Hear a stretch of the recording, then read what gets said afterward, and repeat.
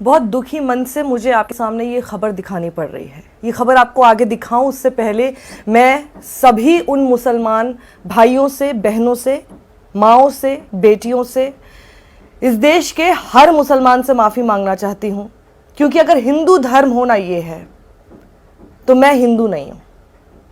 लेकिन हिंदू धर्म जो कि मेरा व्यक्तिगत मामला है, धर्म मेरा व्यक्तिगत मामला है, और उसी माहौल में पढ़े लिखे होने के बाद, आगे इतना बड़ा होने के बाद मैं ये बात जानती हूँ और समझती हूँ, हिंदू धर्म ये नहीं है, कोई भी धर्म ये नहीं है, ये सिर्फ कोई अधर्मी ही कर सकता है। इसलिए मेरी तरफ से प्लीज आप पहले माफी स्वीकार कीजिए, क्योंकि मैं जानती हूं मैं अकेली नहीं हूं। मेरी तरह इस देश के करोड़ों हिंदू ऐसे हैं जो आज आपसे माफी मांगना चाहते होंगे।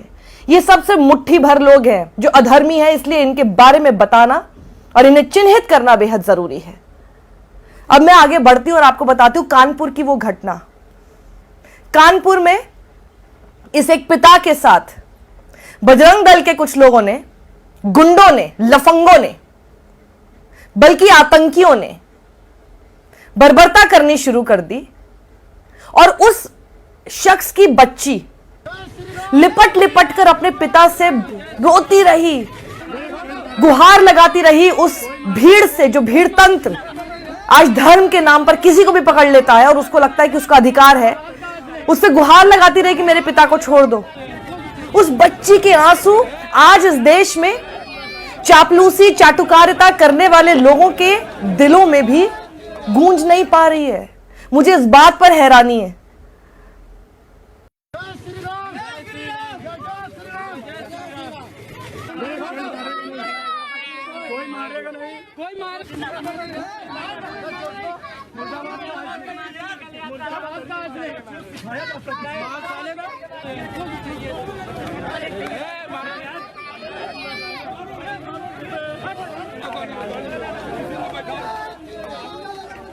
एक न्यू नॉर्मल बना दिया गया है, और उसके बाद जब आप ऐसे ढोंगियों से पूछेंगे तो कहेंगे तो कुछ लोग हैं जो कर रहे हैं, तो कुछ लोग हैं तो आपका धर्म भी तो बर्बाद कर रहे हैं और बदनाम कर रहे हैं, तो क्यों नहीं बोलते हो? किसी को भी आप पकड़ लेंगे, जानबूझकर किया जाता है, जानबूझकर किसी दाढ़ी टोपी वाले मुसलमान को पकड़ा जाता है ताकि वीडियो बना के ये सब लोगों में दिखाया जा सके। एक शख्स को पकड़ के, एक शख्स को दिखा के सब लोगों के अंदर ये मैसेज देने की कोशिश की जा सके कि देखिए तुम्हारे साथ हम ये करेंगे। चुनावों के लिए इस हद तक गिरोगे? क्योंकि ये लोग जानते हैं इनके मतलब की सरकार नहीं आई ना, बिल में घुसेंगे, बिल में। ये लोग ये जानते हैं। सरकारों से क्यों तुमको फर्क पड़ता है?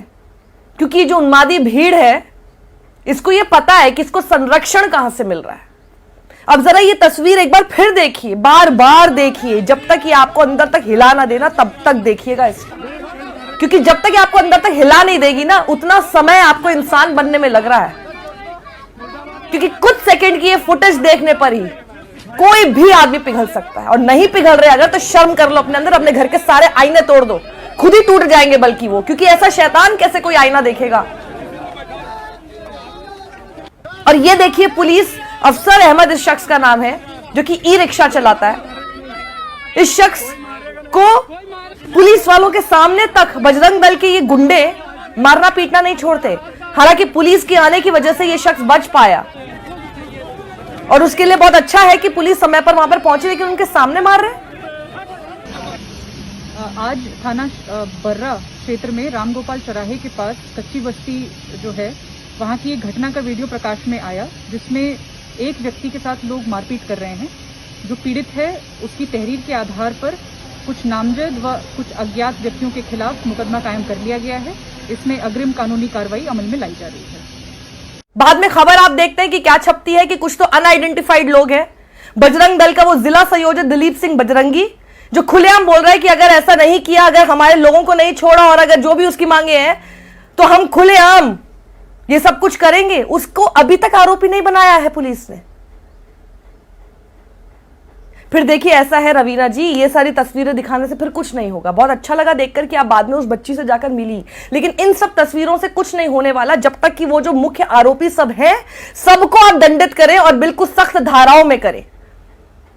क्योंकि मैं पिछले कुछ सालों से जिस तरह का देश देख रही हूं और खास तौर पर उत्तर प्रदेश देख रही हूं, मुझे यह बात पता है कि अगर अफसर अहमद का नाम अफसर अहमद ना होके अखिल होता और जिन्होंने यह हरकत की वो बजरंग दल के और कोई हिंदूवादी संगठन की या हिंदू नहीं होते और उनका नाम अफसर अहमद होता, अभी तक आप यूएपीए लगा चुके होते।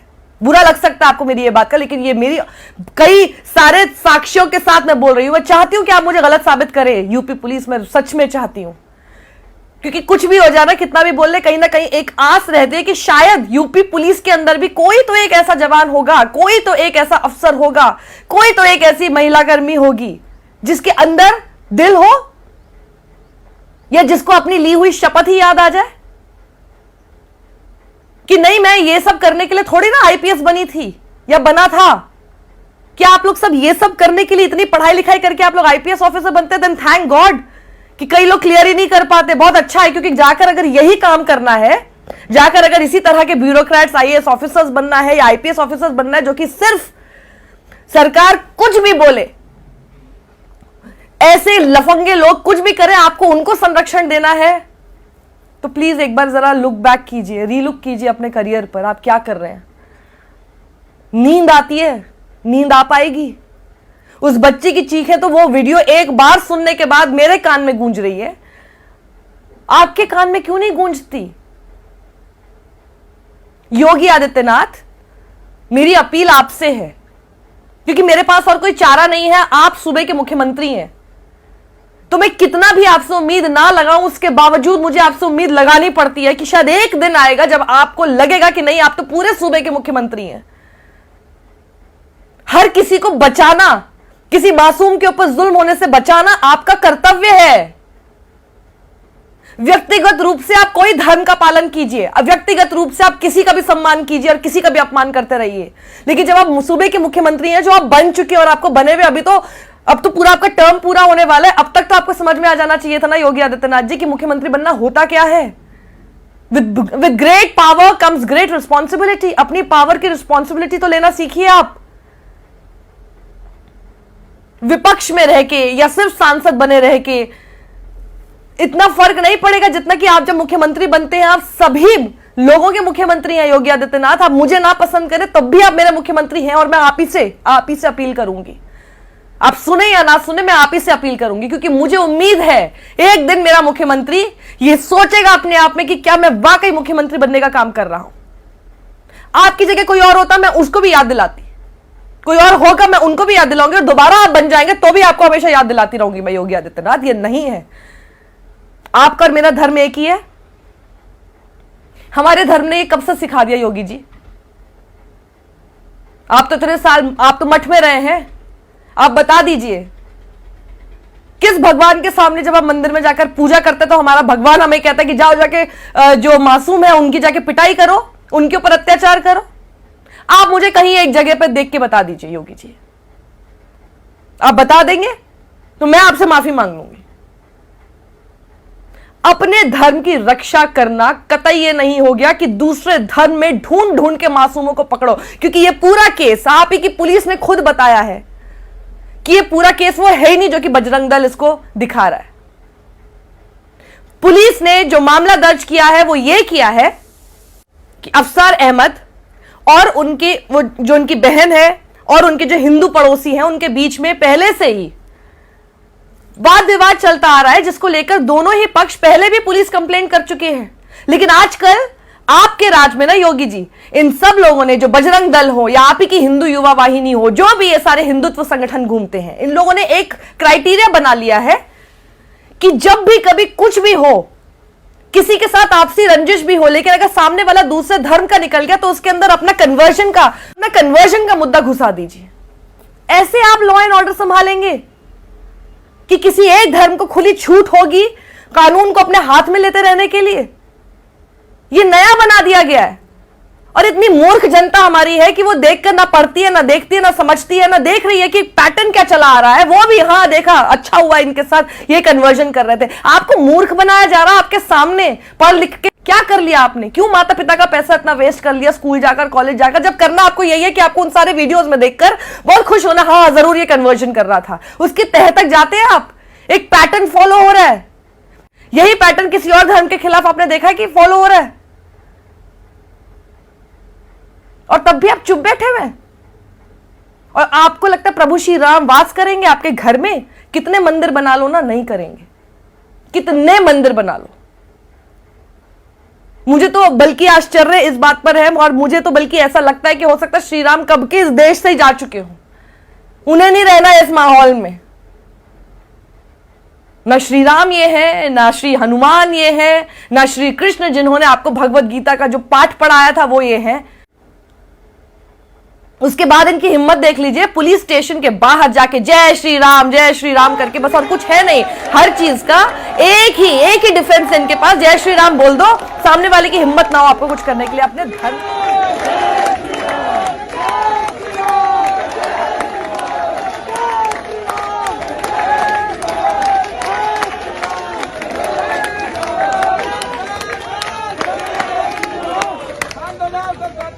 अपने धर्म को अपनी गंदी घटिया हरकतों का हथियार बना के घूम रहे हो।